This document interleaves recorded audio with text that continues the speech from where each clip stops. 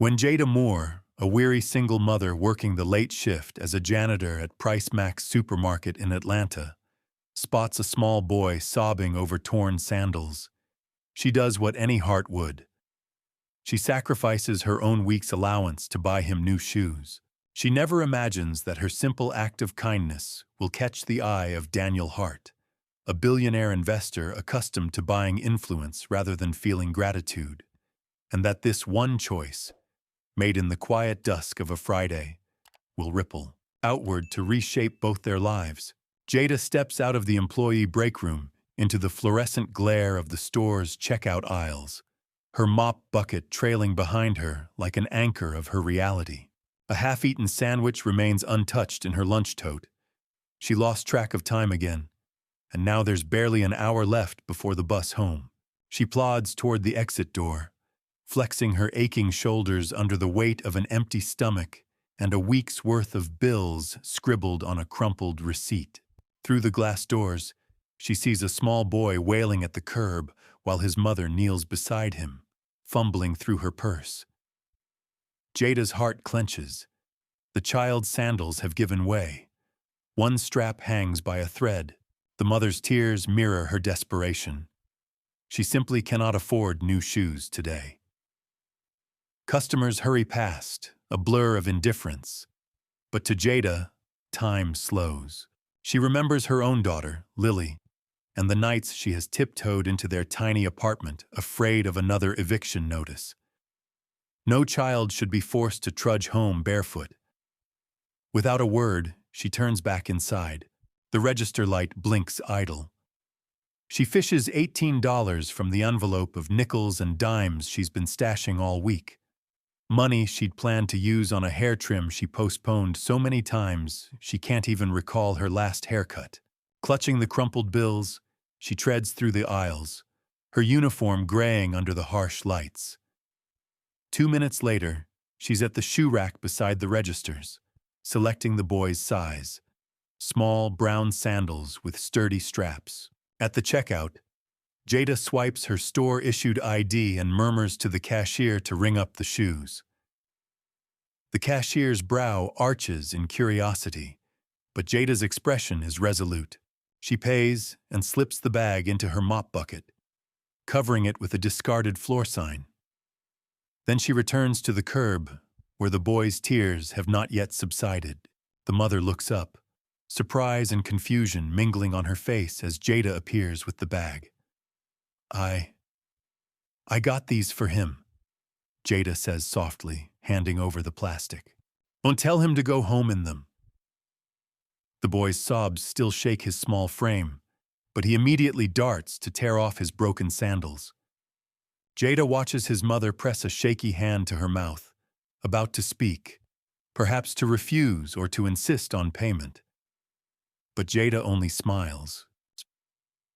Help someone else when you can, she says, and turns away, her legs already propelling her back toward the store entrance. Inside, she sidesteps the lingering customers and pushes her mop along the gleaming floor tiles, the plastic bag bumping against her bucket. Unseen by her, a man in a tailored blazer and well-shined shoes watches from the checkout lane, his eyes cool, calculating. Daniel Hart is accustomed to transactions, to numbers, to returns on investments. He expected quiet compliance, or perhaps to pay for service. He didn't expect philanthropic spontaneity. After her shift, Jada walks the 3 miles home under the fading glow of streetlights. In her small, tidy apartment, her daughter Lily's face beams with relief and pride when Jada steps through the door, displaying the new sandals on the carpet. "Mom, you're my hero," Lily whispers. Jada kneels, smoothing Lily's hair, fighting tears she cannot spare, and nods. She's proud, yes, but her relief is tempered by hunger gnawing in her stomach. The next morning, just before dawn, Jada collects broom and bucket for another shift. She brushes Lily's hair, kisses her forehead, and guides her to the school bus stop. Lily waves until the bus disappears, then turns to watch her mother with wide eyes. "Be safe, Mama," she calls.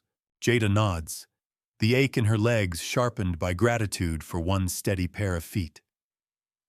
Work begins with silent routine, sweeping under fruit displays, emptying trash cans, wiping checkout conveyors. She hears the soft whispering of the cashiers, the scuff of carts, the hum of fluorescent lights. "She thinks she's better than us," someone mutters when Jada passes, as if helping a child elevates her station.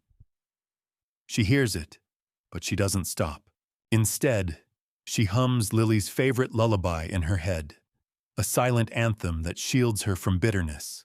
At dusk, as she's finishing the checklist of spills to clean, her phone vibrates. An unknown number. Jada's heart quickens. Bills are overdue again. She answers. "Is this Jada Moore?" the voice asks. "Yes," she stammers. "This is Daniel Hart. I saw what you did for that boy last night." Jada's knees knock together. "You don't know me," she says cautiously. "I do now," he replies. "Tell me when you're free to meet." She wants to hang up. She wants to laugh. But the tremor in her chest says something's changed. She agrees. "Tomorrow, 6, Price Max Cafe." He does not ask why she helped. He does not ask for proof of hardship. He simply says, "See you then." That night, Jada sits at her kitchen table with an old lamp's yellow glow trimming the walls. She tries to plan what she'll say. She reminds herself she owes him nothing. Kindness isn't for sale. Still, sleep eludes her as she imagines a stranger knowing her name and her story. At 6 the next evening, Jada arrives at the cafe, clutching her purse like a lifeline. She spots Daniel Hart. No blazer, just jeans and a plain sweater, as if he wanted to blend in. She sits. He offers her water. For a moment, they simply regard each other. He leans forward. "You don't have to accept anything from me," he says. "But I saw what you did. Your sacrifice. And I think dignity deserves respect." Jada crosses her arms. "I didn't help for that." "I know," he nods. "That's why I respect it."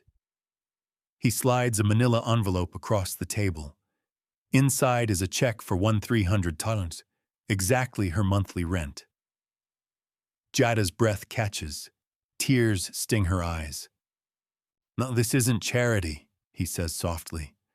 "It's repayment for courage." She stares at the check as if it belongs to someone else. "I can't take this," she whispers. "Please," he insists. "Use it for rent, for peace of mind." She closes her eyes, the weight of it pressing like a sudden tide. She opens them. "I'll accept," she murmurs, "but on one condition." He waits. "That you help start something. Something that honors this choice. Not just for me, but for women like me." His expression brightens. "Tell me more." They talk late into the evening. Jada describes a scholarship fund for single moms striving to go back to school. He listens, asks questions, scribbles notes. She believes he's intrigued. She believes he cares. Outside, the parking lot glows under street lamps. Jada steps into the night, clutching the envelope as if it were the key to her new beginning. Behind her, Daniel watches until she disappears into the dark. Neither knows exactly what tomorrow will bring, but both feel the unmistakable crack of transformation. And this is just the beginning. When Jada walks into the little cafe the next evening, her heart is a drumbeat in her chest. The warm glow of Edison bulbs casts soft halos on the wooden tables, and the murmur of quiet conversation wraps around her like a blanket. She grips the strap of her worn purse and scans the room until she sees him. Daniel Hart sitting at a corner table, unassuming in a dark sweater and jeans, hands folded before him.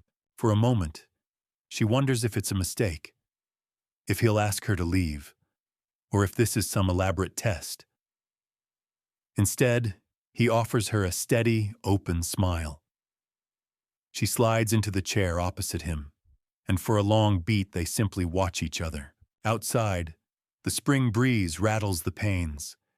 Inside, the scent of freshly ground coffee drifts between them.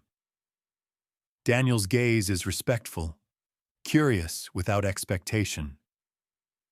Jada settles, folding her arms as though to hold herself together.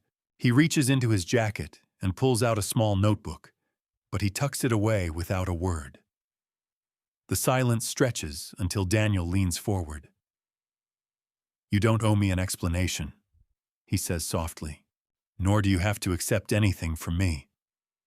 His fingers graze the edge of the table. "But I wanted to meet you, to hear your story in your own words." Jada's throat tightens. She glances at the envelope tucked in her purse. The rent check he offered. Pride and fear rise in equal measure. She inhales, then exhales. "I did what anyone would do," she says quietly. "I saw a child in need." Her voice trembles, and she pauses, waiting for a rebuttal, a challenge. But he remains patient. "That night I couldn't sleep," she continues. "I kept thinking of my daughter, Lily, and every time I almost fell back to sleep, I sat up again. I wondered why I felt such relief and shame at the same time." She studies his face, searching for judgment. He nods, encouraging her to go on. Daniel brushes a loose strand of hair behind his ear. "Tell me about Lily," he prompts. And so Jada shares what she can carry of her history. The dreams she once held in her freshman composition courses. The scholarship she almost earned before life redirected her path. The grief of her mother's illness, and the exhausted exhilaration she felt the morning Lily was born. She speaks of the tiny apartment where rent was always overdue, of nights when the power was cut off and they huddled under blankets, reciting poems and playing pretend as princesses in castles of cardboard boxes. As she talks, Daniel listens without interruption, his eyes warm and alive. He asks gentle, precise questions. "How did you learn to find hope in hardship? What does dignity feel like when you're stripped of it?" With each answer, Jada feels a knot in her chest loosen. When she finishes, her voice barely above a whisper, he reaches across the table and lays his hand over hers. "Your kindness was brave," he murmurs. "It was also strategic in a way I never understood until now. Choosing generosity when the world expects you to protect your own scarcity." He withdraws his hand, careful and respectful, and touches the check before him. "I want to offer you this, not as charity, but as a marker. A way to hold yourself when you've given everything else away." He taps the paper, then folds his hands in his lap. "But I also want your help in making something greater." Jada's pulse quickens. She nods slowly, uncertain. She wants to trust, but her life has taught her caution. "What do you have in mind?" she asks. He unfolds his notebook this time and flips to a blank page. "A scholarship fund," he says, "for single mothers returning to education. I want it to be named for someone you love, someone who inspired you." Jada's breath catches. "My mother's name was Edith Grant," she says without hesitating. "She taught me to read before I turned 5, even though she was ill most of my life." Daniel writes, "Edith M. Grant Scholarship." Jada watches ink swerve on the page, shaping her mother's name into a promise. He sketches out a plan, an initial endowment, partnerships with local community colleges, a committee that includes beneficiaries to decide on awardees. He looks up, eyes bright. But I need someone who knows this world to guide it. Someone who can speak for those who think their voices don't matter. He leans back. I want you to be on the board. She blinks, the impossible weight of possibility settling in. Jada thinks of her uniform, her mop bucket, the fluorescent aisles where she is invisible. Me? She whispers. A scholarship board? He nods firmly. You know the struggle. You know where the barriers hide. He smiles. This is not about fixing you. It's about using what you know to help women step forward. Her mind races. Pictures flash. Lily putting on her sandals that first night. The bus that carries her daughter to school. The corners of their simple apartment where hope and fear collide. I don't have a degree, she says. How can I help? Daniel folds the notebook and closes it. With your story, with your compassion, with your vision. He pauses. I'll handle the finances. You handle the heart. For the first time in years, Jada allows herself to dream.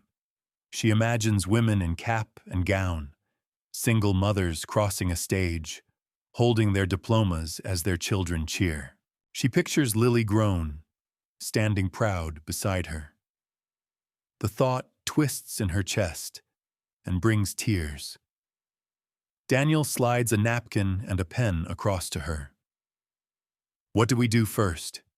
He asks. They stay in the cafe long after it closes, laying out steps, establishing criteria for applicants, planning a launch event, reaching out to nonprofits, designing marketing that speaks to dignity rather than pity. Jada sketches logos on the napkin, 2 hands cupping a graduation cap, a mother and child stepping forward together. At one point, they laugh so easily that Jada nearly forgets she's supposed to be out of her depth, and that's exactly the moment she decides it doesn't matter. When they finally rise, the cafe's empty chairs echo around them. Outside, the night air is cool and expectant. Daniel holds the door for her as she steps into the light. She looks back at the darkened windows where their plans still shimmer. He watches her with an intensity that feels like belief. The next day at Price Max, Jada arrives to whispers and sideways glances. Her co-workers noticed her absence last night, wondered where she was. Some say she's been promoted. Others speculate she's in trouble with management. She meets their eyes and simply smiles. Nobody asks for details. She doesn't volunteer them. Today, she is more than her title. She cleans aisles with a new purpose. Each sweep of her broom feels like clearing a path for something bigger. When she passes that same woman who whispered, "It's not her level," she holds her gaze and nods. The woman's lips part, uncertain. Jada turns away, letting the silence fill the space. That afternoon, her phone pings with an email. A formal invitation to join the board of the Edith M. Grant Scholarship. Official letterhead, signatures, a launch date 6 weeks away. Jada reads it twice before exhaling. She thinks of Lily's laugh, the surrender of her own fear, and she types back her acceptance. In the following days, Jada attends meetings at sleek offices she never imagined entering. She learns to speak in grant proposals and budgets, to articulate impact metrics and community outreach. At first, her language feels foreign, but she leans on the stories in her heart. She tells panelists about nights without electricity, of writing essays by candlelight, of reading poetry with her daughter.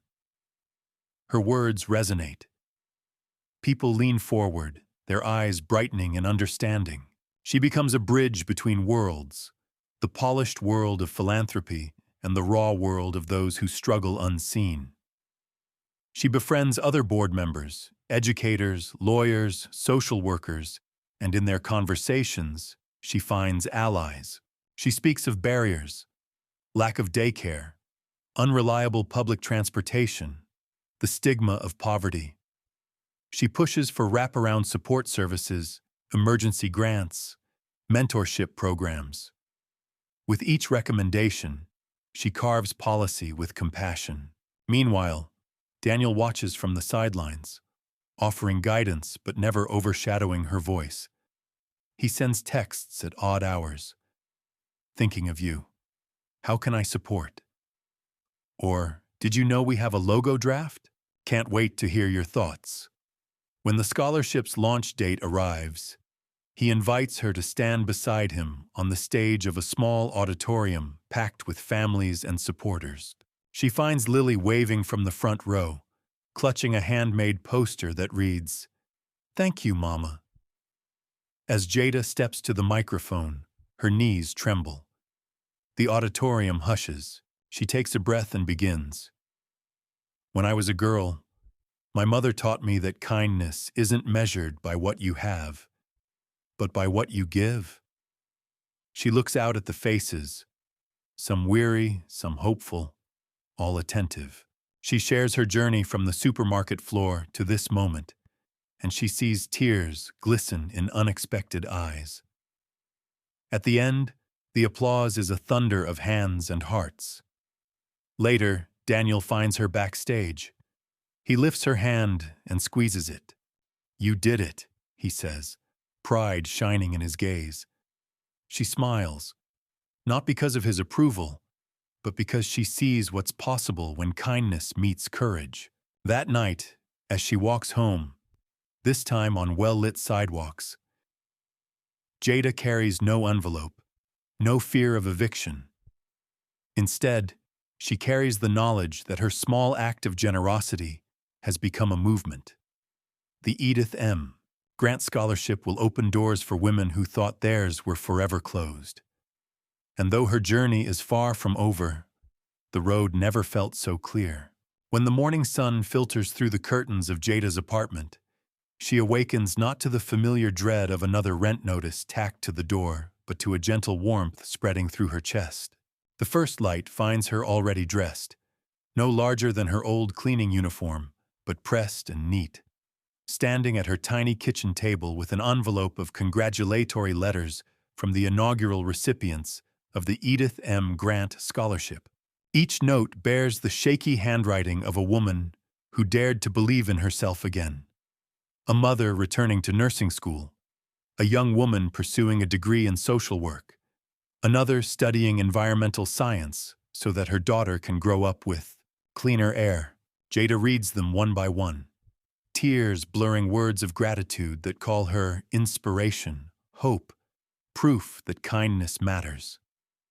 She feels Lily stir in the bedroom, and with a steadying breath she folds the letters, tucks them into her bag, and heads out for the day, this time walking to the university campus where she has been invited to guest lecture. On the bus ride over, the cityscape of Atlanta passes by like a slideshow of her past and her future. Cracked sidewalks beside gleaming towers, neon store signs next to brick row houses with laundry lines strung between them. In the seat across the aisle, a woman cradles textbooks and glimpses at Jada's name badge pinned to her blazer. Board member Edith M. Grant Scholarship. The woman's eyes widen with recognition and relief, as if the title itself carries an unspoken promise of sanctuary. Jada returns a small, genuine smile, recalling how little she once believed such a title could ever belong to her. At the lecture hall, she finds seats already filling with sleepy-eyed students and their children. A panel of distinguished professors sits at a long table, their robes heavy with tradition. Among them is Daniel Hart, looking relaxed in a simple shirt and slacks, his tie loosened as if he too feels the weight of this moment's solemnity fused with possibility. When it's her turn, Jada steps to the lectern, her heart fluttering like a hummingbird's wings, but she steadies herself with the memory of that first Friday evening when she chose compassion over self-preservation. She begins by thanking the professors, the board, and the scholarship winners for believing that a single act of generosity can ignite a movement. Then she shares the story of the torn sandals and the crumpled $18 bill, not as an anecdote of pity, but as a testament to the power of choice. She speaks of dignity, that fragile, stubborn ember inside every person who dares to stand tall when the world seems determined to break them.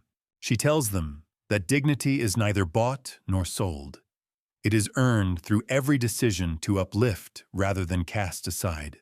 The room hushes as mothers and grandmothers nod, wiping away tears. Children lean forward to catch every word, clutching security blankets or the straps of their backpacks. When she speaks of her daughter, Lily, Jada's voice cracks with love and apology. Love for the child who inspired her, and apology for the years of hardship that Lily endured alongside her. And then she makes her invitation. Walk with me, not because you owe me, but because we all owe each other. When one of us steps forward, the ground trembles beneath our feet, and that tremor can become an earthquake of change. After the lecture, a small delegation of students approaches her with proposals: a campus childcare cooperative, a peer mentoring network, a fund to cover emergency textbooks. Jada listens, jotting notes on a pad Daniel later will carry in his own neat handwriting. She feels the thrill of creation, of ideas taking shape like seedlings pushing through asphalt. Each suggestion becomes a seed for expansion. New chapters of the scholarship program, partnerships with vocational schools, a traveling outreach team to bring resources to rural counties where poverty isolates mothers from educational opportunity. That afternoon, she returns to PriceMax. Not as a janitor, but as a guest of honor at a small ceremony organized by her former colleagues. Balloons bob in the cleaning supply aisle. A hastily taped banner declaring, "Congratulations, Jada," hangs crookedly between mop handles and paper towel dispensers. The store manager shakes her hand with visible pride. The cashier offers a bouquet of cheap carnations, and even the colleagues who once sneered now offer shy congratulations. When they ask her what comes next, she tells them she'll be splitting her time between the scholarship board and teaching once-a-month workshops on financial literacy for single parents. Because dignity requires not just tuition, but also the tools to build a sustainable life. She sees their faces soften, as if for the first time they understand that a janitor can become an agent of change. That evening, Jada and Lily sit side by side on their small couch. Lily's school uniform is folded neatly on her lap. Her little legs swing freely off the edge. Over steaming mugs of cocoa, Lily asks, "Mama, do you think I could win a scholarship someday?" Jada laughs softly and ruffles Lily's hair. "You're already my most brilliant scholar," she says. "But sure, you can have your own grant one day, if that's what you want." Lily's eyes shine with the gravity of a child who already understands the world's possibilities better than most adults. "I'll help someone else, too," she promises. "Just like you did." Jada cups Lily's hand, feeling its warmth like a tether that keeps her heart anchored. Meanwhile, Daniel oversees the scholarship's second application cycle. He hosts virtual info sessions for applicants juggling daycare, jobs, and community college classes. He collaborates with Jada to introduce a short-term emergency fund. Small grants for car repairs, medical bills, or utility payments that could derail a single mother's entire educational journey.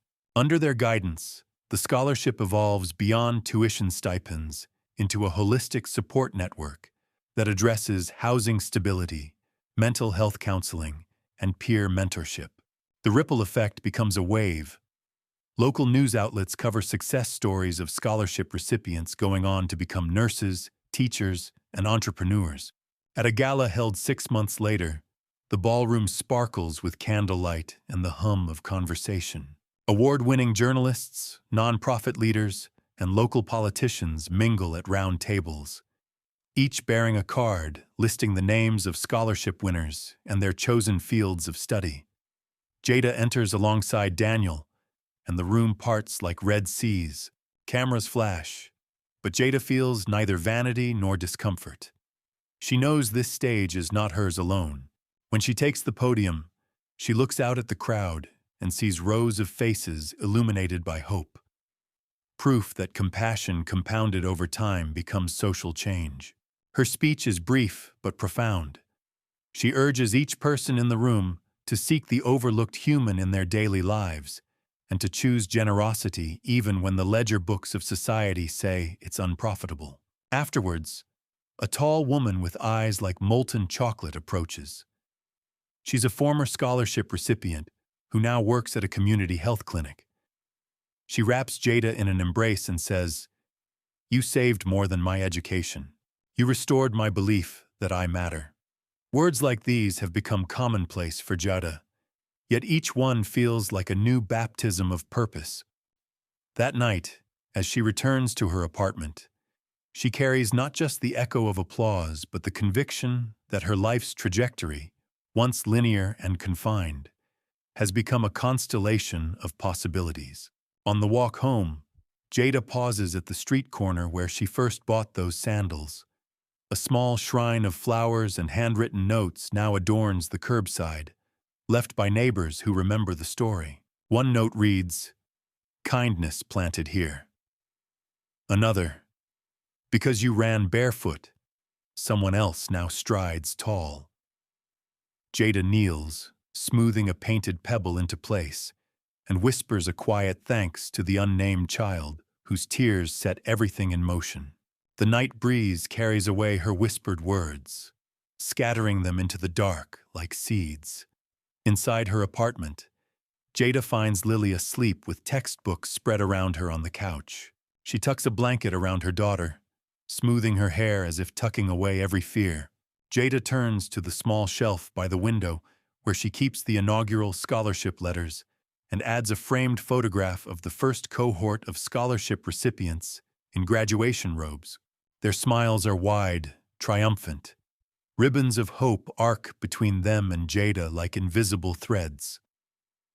As she flicks off the light, Jada realizes she is no longer defined by scarcity or by the job that once confined her. She is defined by choice. The choice to act when others passed by, to demand dignity for herself and for every mother who carries both dreams and diapers in her arms. And in that moment before sleep claims her, Jada sees the road ahead, illuminated not by the fluorescent supermarket tubes of her past, but by the dawn of countless tomorrows for women who will follow the path she helped clear. Because she bought shoes for a crying child, the world bent toward justice. Because she accepted help without shame, she forged a partnership that would outlast both of them. Because she dreamed aloud, she gave an entire community permission to dream too. And as the city hums beyond her windows, full of people who have yet to learn her name, yet whose lives she has already changed, Jada knows that this story is bigger than her, bigger than a single act or a single check. It is the story of how one person's kindness can become the foundation upon which a generation stands. And that is the greatest transformation of all.